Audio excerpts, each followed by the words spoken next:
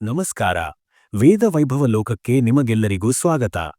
ಕೆಲವೇ ಸಮಯದ ಹಿಂದೆ ಅಮೆರಿಕಾದ ಅಧ್ಯಕ್ಷ ಡೊನಾಲ್ಡ್ ಟ್ರಂಪ್ ಒಂದು ಟ್ವೀಟ್ ಮಾಡಿದ್ದಾರೆ. ಅದರಲ್ಲಿ ಕರಾಳ ಚೀನಾಕ್ಕೆ ನಾವು ಭಾರತ ಮತ್ತು ರಷ್ಯಾವನ್ನು ಕಳೆದುಕೊಂಡಿದ್ದೇವೆ.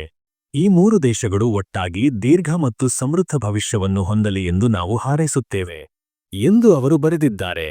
ಈ ಟ್ವೀಟ್ ಅನ್ನು ಅನೇಕ ಸುದ್ದಿ ವಾಹಿನಿಗಳು ಹಲವು ಗಂಟೆಗಳ ಕಾಲ ಪ್ರಸಾರ ಮಾಡಿ, ಟ್ರಂಪ್ ಭಾರತದ ಬಳಿ ಮಂಡಿಯೂರಿ ಭಾರತದ ಮೇಲೆ ಸುಂಕ ಹೆಚ್ಚಿಸುವ ತಮ್ಮ ನಿರ್ಧಾರ ತಪ್ಪೆಂದು ಅರಿತುಕೊಂಡಿದ್ದಾರೆ ಎಂದು ವರದಿ ಮಾಡಿದ್ದವು. ಆದರೆ ಟ್ರಂಪ್ ಅವರ ಟ್ವೀಟ್ ಅನ್ನು ಸೂಕ್ಷ್ಮವಾಗಿ ಗಮನಿಸಿದಾಗ ಅವರು ಮಂಡಿಯೂರಿರುವಂತೆ ಕಾಣುತ್ತಿಲ್ಲ. ಬದಲಿಗೆ ಭಾರತ, ಚೀನಾ ಮತ್ತು ರಷ್ಯಾ ಒಟ್ಟಾಗಿರುವುದು ಅವರಿಗೆ ಸಹಿಸಲು ಸಾಧ್ಯವಾಗಿಲ್ಲ. ಹಾಗಾಗಿ ರಷ್ಯಾದ ಮೇಲೆ ನಿರ್ಬಂಧಗಳನ್ನು ಹೇರಿದಂತೆ ಭಾರತದ ಮೇಲೂ ಕಠಿಣ ನಿರ್ಬಂಧಗಳನ್ನು ಹೇರಲು ಅವರು ಷಡ್ಯಂತ್ರ ನಡೆಸುತ್ತಿರಬಹುದು. ಈ ಟ್ವೀಟ್ ಭಾರತದ ವಿರುದ್ಧದ ಅವರ ಕುತಂತ್ರವನ್ನು ಸೂಚಿಸುತ್ತದೆ. ಟ್ರಂಪ್ ಭಾರತದ ಮೇಲೆ ನಿರ್ಬಂಧಗಳನ್ನು ವಿಧಿಸಿದಾಗ ಅಮೆರಿಕಾದ ಕೆಲವು ಜನರು ಇದರ ವಿರುದ್ಧ ಮಾತನಾಡಿದ್ದರು. ಏಕೆಂದರೆ ಭಾರತದಿಂದ ಕಡಿಮೆ ಬೆಲೆಗೆ ಮತ್ತು ಉತ್ತಮ ಗುಣಮಟ್ಟದ ವಸ್ತುಗಳನ್ನು ಅವರು ಖರೀದಿಸುತ್ತಿದ್ದರು. ಅಲ್ಲದೆ ಭಾರತವು ಅಮೆರಿಕಾದ ಮಿತ್ರ ರಾಷ್ಟ್ರವಾಗಿರುವುದರಿಂದ ಟ್ರಂಪ್ ಅವರ ನಿರ್ಧಾರ ಸರಿಯಾಗಿಲ್ಲ ಎಂದು ಅವರು ಭಾವಿಸಿದ್ದರು.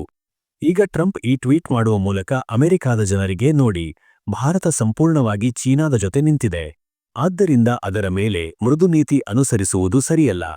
ಭಾರತ ಕೂಡ ಈಗ ನಮ್ಮ ಶತ್ರು ರಾಷ್ಟ್ರಗಳ ಜೊತೆಯಲ್ಲಿದೆ ಎಂದು ತೋರಿಸಲು ಪ್ರಯತ್ನಿಸುತ್ತಿದ್ದಾರೆ.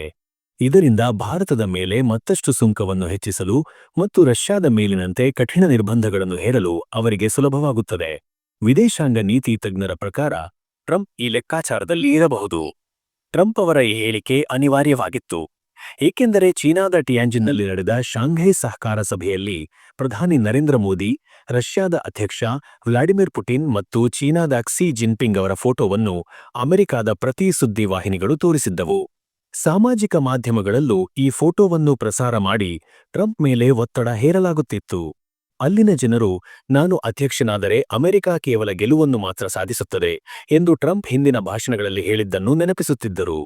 ಅವರು, ಅಮೆರಿಕ ಗೆಲ್ಲುವುದು ಇರಲಿ, ನೀವು ಜಗತ್ತಿನ 40% ಜನರನ್ನು ಮತ್ತು 35% ಆರ್ಥಿಕತೆಯನ್ನು ಅಮೆರಿಕಾದ ವಿರೋಧಿಗಳನ್ನಾಗಿ ಮಾಡಿ ಐಸೋಲೇಟ್ ಮಾಡಿದ್ದೀರಿ. ಚೀನಾದ ಎದುರು ಅಮೆರಿಕಕ್ಕೆ ಸಹಕಾರಿಯಾಗಬಲ್ಲ ಭಾರತದಂತಹ ಮಿತ್ರ ರಾಷ್ಟ್ರವನ್ನು ನಿಮ್ಮ ನೀತಿಯಿಂದ ಚೀನಾದ ಜೊತೆ ನಿಲ್ಲುವಂತೆ ಮಾಡಿದ್ದೀರಿ ಎಂದು ಟ್ರಂಪ್ರನ್ನು ಟೀಕಿಸುತ್ತಿದ್ದರು. ಟ್ರಂಪ್ ತಮ್ಮ ಟ್ವೀಟ್ನಲ್ಲಿ ಭಾರತ, ಚೀನಾ ಮತ್ತು ರಷ್ಯಾ ಒಂದಾದರೂ ನನಗೆ ಟೆನ್ಷನ್ ಇಲ್ಲ ಎಂಬಂತೆ ವರ್ತಿಸಿದ್ದಾರೆ. ಆದರೆ ಮುಂದಿನ ಒಂದು ವಾರ ಭಾರತ ಮತ್ತು ಅಮೆರಿಕ ಸಂಬಂಧಕ್ಕೆ ಮಾಡು ಇಲ್ಲವೇ ಮಡಿ ಎಂಬ ಸ್ಥಿತಿಯಲ್ಲಿದೆ. ಮುಂದಿನ ಒಂದು ವಾರದಲ್ಲಿ ಟ್ರಂಪ್ ಭಾರತದ ವಿರುದ್ಧ ಏನೂ ಕ್ರಮ ತೆಗೆದುಕೊಳ್ಳದಿದ್ದರೆ ಅವರು ಮೃದುವಾಗಿದ್ದಾರೆ ಎಂದು ಅರ್ಥ. ಆಗ ಮುಂದಿನ 1 ಅಥವಾ 1.5 ತಿಂಗಳಲ್ಲಿ ಭಾರತದ ಜೊತೆ ಯಾವುದಾದರೂ ವ್ಯಾಪಾರ ಒಪ್ಪಂದವನ್ನು ಮಾಡಿಕೊಳ್ಳಬಹುದು.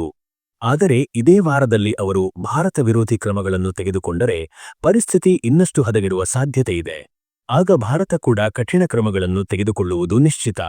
ಭಾರತ ಮತ್ತು ಅಮೆರಿಕ ನಡುವೆ ತಿಕ್ಕಾಟ ಹೆಚ್ಚಾದಷ್ಟು ಚೀನಾಕ್ಕೆ ಸಂತೋಷವಾಗುತ್ತದೆ, ಏಕೆಂದರೆ ಅದು ಇತರ ದೇಶಗಳಿಗೆ, ನೋಡಿ, ಜಗತ್ತಿನ 2ನೆಯ ಆರ್ಥಿಕ ಶಕ್ತಿಯಾದ ಚೀನಾ ಒಂದು ಸ್ಥಿರ ರಾಷ್ಟ್ರ.